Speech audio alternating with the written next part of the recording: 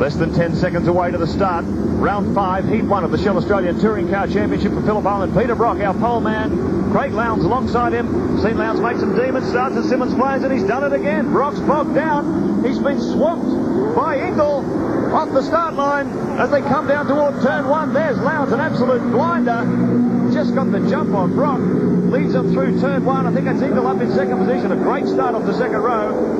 Glenn Seaton behind the Ford fitted Ford. There's Perkins going really wide. 2 wheels up on the grass. Manages to pull it back onto the blacktop. Oh, there's a bit of a tap there too. Bit of contact between Perkins and Seaton. There's cars going everywhere. Seaton off into the mud. See if he can keep the engine going. That'll be a great disappointment for him. Qualified very strongly, looking for a very strong run here. He's got the engine going. He's getting back into it. He's right to the back of the pack. Well, that was like Seaton on ice. Just skating right off the track there, thanks to... Oh, look, there's action up plenty. There goes Wayne Gardner in the number 4 Coke car. He actually went off into the... Oh, look at this. Another attack from Ingle right up beside Peter Brock. Not quite enough muscle there, or grip to get inside the 05 car. So Ingle absolutely on fire in this opening couple of kilometres of his first heat. This escape up behind Perkins. Longhurst, a good start from him too. First the Shell Fords, then a big pack of privateers. Action aplenty in those opening 3 quarters of Phillip Island. Pack leader Ford follows him too. Let's look at this replay again. You can see Perkins, bang, little tap on the back of Seaton. He goes around and everyone's ducking for cover behind him. Scape, Longhurst looking around, and Gardner's gone around too. Didn't see whether he's tapped or whether he lost it, trying to avoid the accident.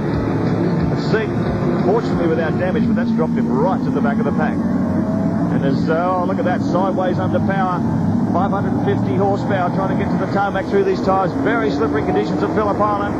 And look at Ingle. He's really got a great race set up here in this opening lap. Very quick. Climbing right on the back of Peter Brock's Commodore that first time around. Bit of fisticuffs through Honda corner. Settles back into 3rd position. So as they come across the start finish line for the first time, it's Lowndes ahead of Brock. Ingle in 3rd position. They come over the rise. There's Perkins, Scape, Longhurst, Bowe, Alan Jones, Faulkner. Up in the 9th position is Stephen Richards in 10th. And Mark Scape's made a sensational start. He's just in the front of this group here on the screen, and 12th on the grid, up to 5th on the first lap. That's a fantastic job in that melee with Glenn. I think he probably had a very good run through there to pick up that position. Well, you can see how they're struggling with these cars. 1,350 kilograms. They're big, heavy, powerful monsters. And look at Bowe. Has a look up the inside of Tony Longhurst as they come down toward Honda corner. Beautiful overtaking manoeuvre there by the reigning champion. He's right up behind Scape too. Very close under brakes. Meanwhile, his teammate, Dick Johnson, he has had an absolute shocker this weekend. That will make him a grumpier old man. He has had a dreadful practice session. Look at Tony Longhurst. Big biff in the back of the Castrol Falcon, looking fast and competitive here, but John Bowe had the measure of him that time through. Bowe now up behind Mark Scape. There's his teammate Dick Johnson into the pits, and the shutter comes down once again on the ATCC race for Nicky Johnson. Big disappointment there. Look at Scape under fire from the reigning champ. The Shell number 1 Falcon right up behind him as they come out of Siberia up toward Lukey Heights. Bowe on the outside, Scape on the inside. Come up over the rise. He's more than halfway into the... They come over the top of the hill. Longhurst in there too. And the first of the pack leader Falcons leading out. Bowe on the inside, perfectly placed. Sneaks past Scape up the inside. Longhurst is going to try and take advantage too as we take Seeger, Holden Race Cam, aboard the Seeger Commodore. He's right up behind Bowe. That's Longhurst down on the outside there. Can't see him at the moment. You can believe there he is, breathing down the neck of Scape. Tries on the outside, cuts back onto the inside. Tremendous action as they come onto the pit straight for the second time. Well, that was a very, very good move from John Bowe around the outside and coming up to that rise. Very, very brave move. They've decided to go. They've got 2 choice of wets they can use. They have quite a large block pattern like on your road car and a very tight one. And because it's not raining, they've all decided to go for the larger blocks. And some of the different tyre brands take a little bit of time to get the tyres warmed up. And John Bowe's obviously going well now. Weather conditions here have been very inconsistent over the last 24 hours. It seems like every 5 or 10 minutes you get a sprinkling of rain, which just wets the track down again. Yesterday, Brock's pole, a 156.8. Lowndes has just done a 149.36. So very quick and race trim in his second lap around. Lowndes really showing this tremendous speed that he showed at Simmons Plains just a month ago. Well, not only that, if you look and see the amount of spray that's coming up off the back of the cars, not only are they sliding around a fair bit still. Oh, there we go. There's that Alan Jones. Alan Jones and John Faulkner in the better electrical Commodore. The first of the privateers. He's coming through. He's got Stephen Richards up behind him as well. It's almost like Longhurst has got a problem, be it tyres or whatever, he's certainly dropped to the back of that pack, and his car seems to be sliding around on the circuit a lot. There's that fly and dry if that's possible in these conditions. Bradley says got 3 or 4 positions in one fell swoop. Scaife still at the head of this pack, but look at Alan Jones in the pack leader racing Falcon EF. Now, we're not seeing a dry line yet, but they're not throwing a lot of spray up off the tyres. And because they only get the opportunity... Oh, there we go. There's Stephen Ellery spinning around there. And he's leading the Auto Action Privateers Cup.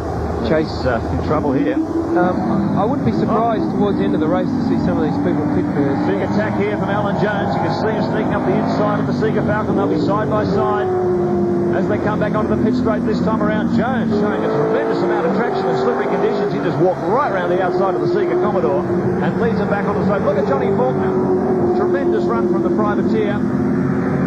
He's up into 9th position, right up behind Scaife. They'll go side by side. He's ducked out of the draft. See if he can run down. Scaife on the pit straight ahead down to turn 1 once again. 3 laps down. And Stephen Richards right on their hammer as well. Stephen winning the Privateers Cup earlier today. So they're having a good run here. Good battle side by side, the two of them at the moment. Oh, that's brave stuff down there. Well over 200 kilometres now, even in these wet conditions. Richards showing great aggression here. First time on Bridgestone tyres for the Valvoline Privateer. And doing a tremendous job. He's still on the outside of Faulkner as they come round up toward Honda Corner once again. Look at Richards on the attack. Around the outside of Skate, he takes the 2 of them. Brilliant run. What a move. The youngster. John Faulkner goes through with him, so Skate now shuffled back 2 positions. Longhurst on the attack as well. On the outside through Honda Corner, hard under brakes. The Castrol Falcon runs a bit wide, but Skate's got him coming at him from all directions. I think you'll find Skate and Longhurst have got the same problem. I could be wrong, but they're both running on Yokohamas, and maybe the tyre choice they've got, the block pad, just doesn't suit these conditions because they're definitely dropping back through the field. Yeah, or maybe they need more rain. They'll probably get it before the day is out, but you said no dry line yet, Brad Jones, but it is emerging now, I think, and there's not anywhere near as much spray being picked up by these cars. The other thing is, because they can only have 2 sets of wet tyres marked up, they really need to be careful that they don't wear them out in case it rains later on the Savo, but it's still too wet to run on slicks, but you can certainly see where there's a bit of a line appearing. Well, that would theory will be back by the lap times, Bradley. 1:48.77 for Craig Lowndes. So current positions as they roll through there at the bottom of your screen. Keep up to date with exactly what's going on out there. And there's certainly been a lot of position changes. 4 laps down for Lowndes. He just leads them across this time. Here's John Faulkner. Tremendous run there to follow Steve Richards through. And Alan Jones in the pack leader Falcon. And there's Greg Crick. He's had a miserable weekend. All sorts of fuel problems. Missed out on the Privateers Cup earlier on in the day. And now he's having all sorts of problems in Heat 1 as well. Well, he'd be very disappointed. A real chance in the Privateer Cup. They've had fuel pressure problems and they just can't seem to trace where it is. Mark Scaife into the pits. Problems early. You can see Scaife was sliding around, losing a lot of speed. And the wheels coming off. Maybe a gamble taken on the tyres they used. Well, there's not too much of a sense of urgency there, so maybe he's just not going to run again in this tyres, heat. Tyres off. More wets on. Keep in mind they've eliminated the opportunity to use intermediate tyres this year.